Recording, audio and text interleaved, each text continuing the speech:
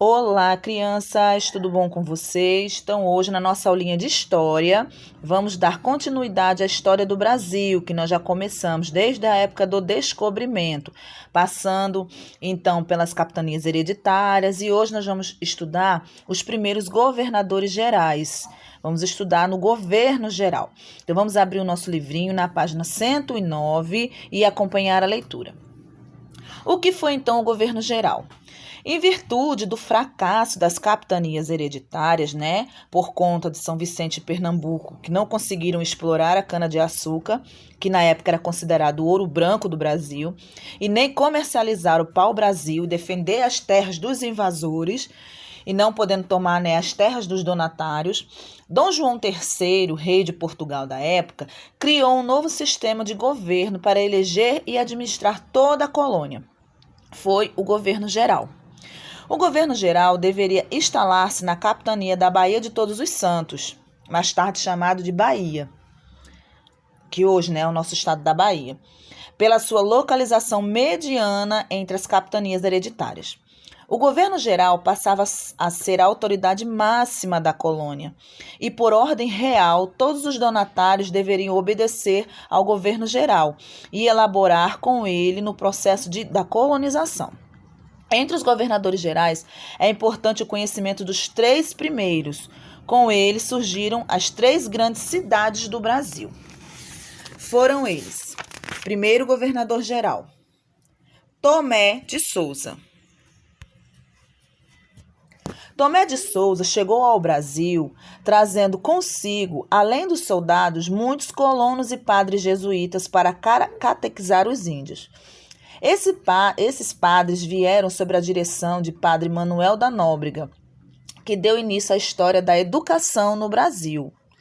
Criou o primeiro bispado do Brasil, tendo como primeiro bispo Dom Pedro Fernandes Sardinha. No governo de São Tomé, desenvolveu-se a cultura da cana-de-açúcar, iniciou-se a criação de gado e fundou-se a cidade de Salvador, a primeira capital do Brasil. Houve a distribuição de terra aos colonos, as Seis Marias, que é uma coisa bem interessante. O governo geral também deu grande impulso à agricultura e à introdução e criação do gado no Nordeste.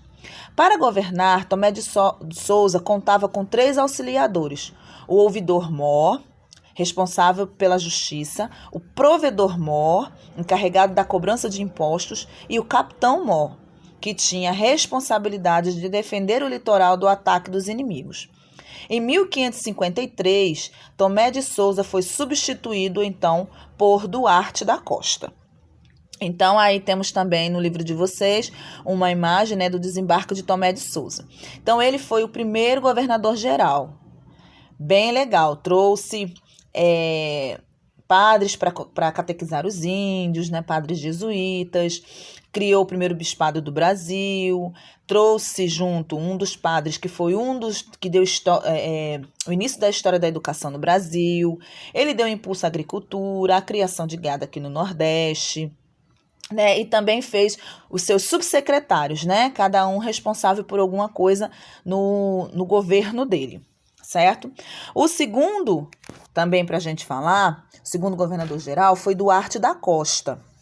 Aí no livro de vocês não tinha uma fotinho dele, e eu fui procurar e achei essa foto aí bem pequenininha dele, certo? Mas dá pra gente conhecer mais ou menos quem era ele.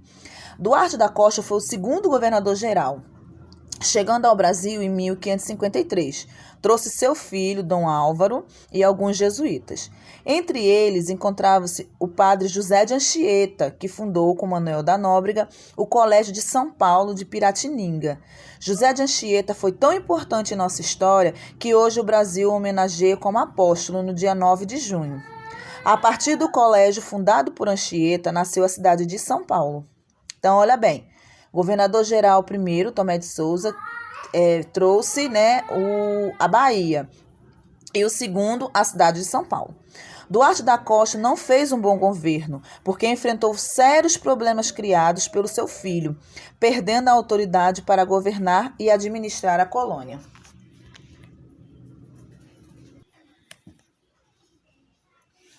O terceiro governador foi Mendes Sá. Mendes Sá realizou um governo considerado excelente. Suas medidas favoreceram o processo da colônia. Ele governou durante quase 15 anos, homem enérgico e experiente. Conseguiu resolver uma série de dificuldades deixadas por Duarte da Costa. Combateu os invasores franceses que haviam se instalado no Rio de Janeiro. Com a ajuda do seu sobrinho Estácio de Sá, expulsou os invasores. Fato marcante do seu governo foi a fundação, liberado por Estácio de Sá, da cidade de São Sebastião do Rio de Janeiro, que hoje é atual Rio de Janeiro. Em 1572, depois de 14 anos de governo, Mendes Sá faleceu na Bahia. Nessa época, Portugal também começou a mandar para o Brasil muitos degredados. Ou seja, pessoas que tinham de cumprir pena de desterro imposta por crimes contra o reino e sua corte. O regime do governo geral contribuiu para que a corte portuguesa ficasse livre dos invasores estrangeiros e deu origem para que as estradas e as bandeiras desbravassem o sertão, as terras distantes do litoral. Então, gente, esses foram os 3 governadores. Primeiro, Tomé de Souza. Segundo, Duarte da Costa. E o terceiro, Mendes Sá. Tomé de Souza, né, fundou a cidade de Salvador. Duarte da Costa, a de São Paulo. E Mendes Sá, a do Rio de Janeiro. As entradas eram expedições organizadas pelo governo português. Eles não ultrapassavam os limites do meridiano de Tordesilhas e partiam do litoral. Tia, o que é o meridiano de Tordesilhas? Lembra que nós estudamos, né, no mapa e fizemos uma linha, né, no mapa do Brasil, que um lado quem tomava conta era Portugal e o outro lado quem tomava conta era a Espanha, né, por conta de um acordo que eles tinham feito. Então, essas entradas, eles iam, mas não iam passar só iam ficar nesse pedaço que era devidamente de Portugal.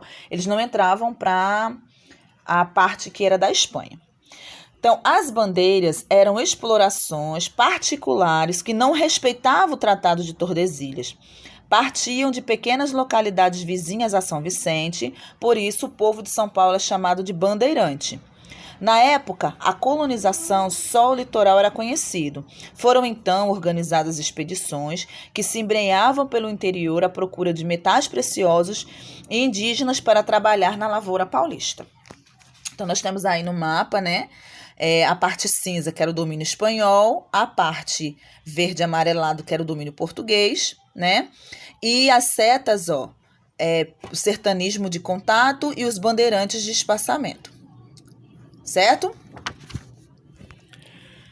Essas expedições eram formadas por homens armados, mulheres, indígenas catequizados ou aliados, escravos, sacerdotes e animais de carga.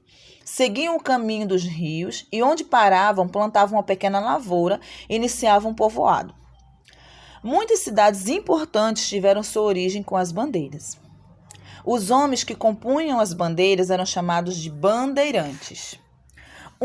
Uma das bandeirantes mais importantes foi liderada pelo bandeirante Fernão Dias Paz Leme, homem muito rico que usou sua própria fortuna para organizar a expedição. Ele morreu pensando ter encontrado uma mina de esmeralda, mas na verdade eram turmalinas, pedras bem menos preciosas. Os bandeirantes eles eram obrigados por decreto a criar lavouras de milho, feijão e abóbora, nosso girimum, né? Para garantir sua própria alimentação e a dos aventureiros que por ali passavam. Então, hoje nós aprendemos sobre os governadores gerais, certo? Vamos dar outra lidinha no nosso livro, da página 109 até a 112, e vamos responder as questões da página 113 a 115. Ok? Então, beijinhos para vocês e até daqui a pouco.